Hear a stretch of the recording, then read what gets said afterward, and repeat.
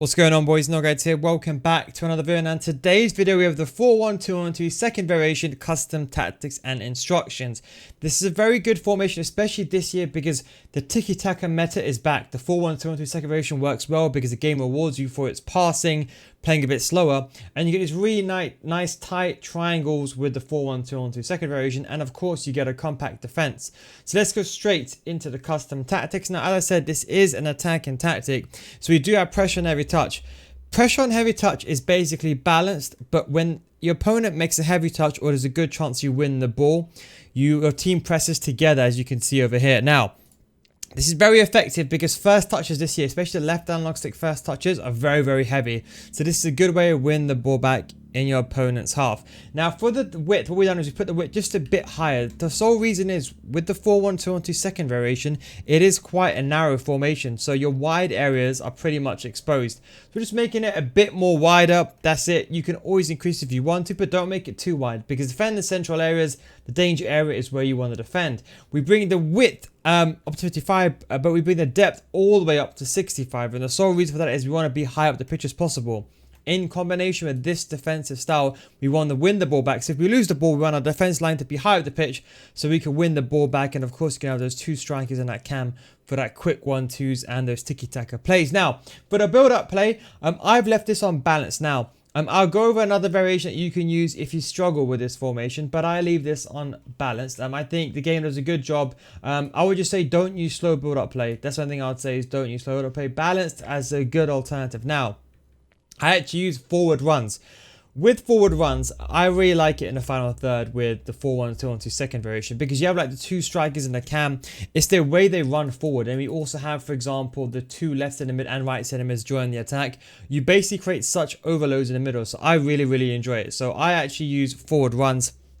You may prefer direct passing. I would suggest trying both, but I promise it's so attacking. I very much enjoy it. The depth, we put this down to 37. What you're going to see now on the screen is how the width looks attacking. Have a look at this tiki-taka play. Look how close and tight-knit those attackers are closer, and that is why I've gone with a width of 37. It works very well. For the players in the box, now what we've done is we've put this to 7. Now, generally speaking, when you are playing the 4-1-2-1-2, when you are down the wing, when you pass inside the box, you want to be able to go for that easy sweat. So you want the players to come into the box, especially left centre mid and right centre mid. Now, one thing I want to mention to you, if you use this formation and you find out that the build-up play, or let's say you don't use 1-2s, use long ball. For those you that know how to use 1-2s, this formation, you want to be using the LB plus A or the L1 plus X. That's the way you want to go forward in this formation. It's very important. If you don't use that, you can use long ball. So if you do find this to be a bit more slower, I would recommend using the long ball tactic. Now, going over to the instructions. Now, I have one striker on stay forward, and I have the other one on come back and defense and get it behind. Sometimes it gets a bit glitchy and it defends in a 4-4-2. Some of you may have experienced this already. I would recommend leaving them both then on stay forward. Now, just a quick tip and some advice. Don't put these players on stay central because when you win the ball back, you want these players to run out to the wide areas because you don't have that left mid and right mid. So don't put them on stay central, leave them on balanced. The game will keep them centrally most of the time. But if you do win the ball back for a counter attack, they will drift wide if there's space available. It does work very well against the 5-3-1-1. The 5-1-2-2 this formation as well. Now, we put get in behind for one of the players.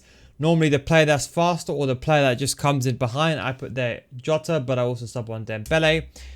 For the cam, I have put stay forward on, get into the box for a cross. The idea is you basically want this triangle over here to stay up front.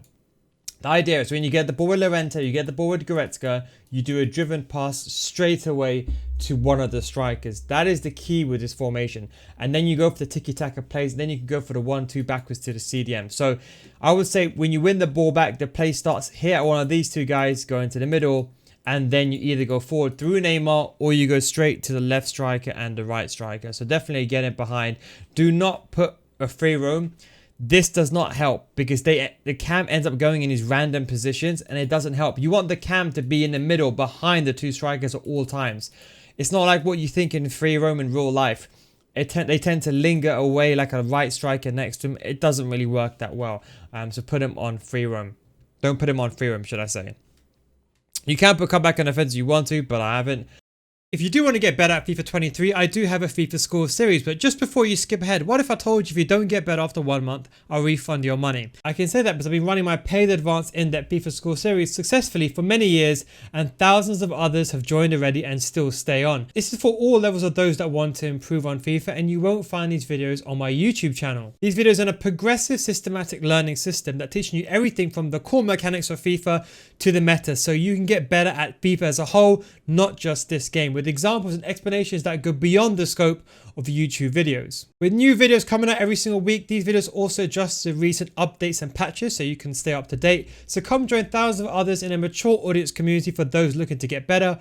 Patreon.com/nilguides, link is down below in the description. Now when you join, we already have a library of hundreds of videos that are specifically made for both new gen and old gen, with new videos in FIFA 23 getting added every single week. We also have an additional group coaching as well that we started this year due to high demand and high request. And don't forget guys, it's a money back guarantee, so if you don't get better after 1 month, I'll refund your money. That is the Nil Guides guarantee. Anyway, link is down below in the description, patreon.com/nilguides. But anyway, back to the video. Now for the left centre mid and right centre mid. Now I've put them both on balanced, get into the box for a cross, and cover centre. Okay, now this is important. The reason why I put cover centre is we're not pushing the left back and right backs forward. If we were, then these players would be on cover wing. But we're not going to do that. So what we've done is we just put them on cover centre. That is how you defend in a very narrow structure. And that's why I think against a narrow formation, or if you are playing, for example, the 5-1-2-2, you could break down in the middle. But also defensively, you could be sound if you know how to defend the wing areas appropriately. I would say you can put one that if you're watching this and you're thinking, you know what, this is too attacking for me, just put the most defensive player on stay back while attacking if you find it to be too attacking. But I would recommend just starting on balance, both of them, leaving them both on balanced. Now for the sim, this is even more important. Cut passing lanes, cover center, and stay back while attacking. Do not use the new instruction, deep lying playmaker, because you basically want this player to stay where he is. You don't really want him to be going forward. You kind of want him to sit where he is. You want him to roam into space, because if you lose the ball, you need this guy to run back. Also very, very important is try to get someone here who's got medium high work rates. I'm using Lamer. You can literally just sub someone on if you want to instead of him. So I recommend 100% using a player who's got medium high work rates. Is very, very important for this formation to work.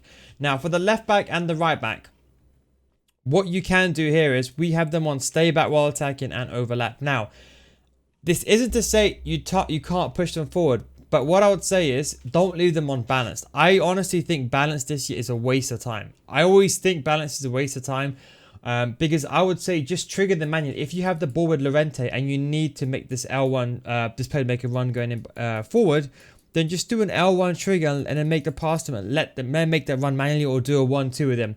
Now, one thing you're going to say to me is, hang on, don't you have a lack of wing plays? Now, that is true, but these left centre mids and right centre mids, for some reason in this FIFA, have a look at this clip over here with Goretzka. You can see he runs down the wing.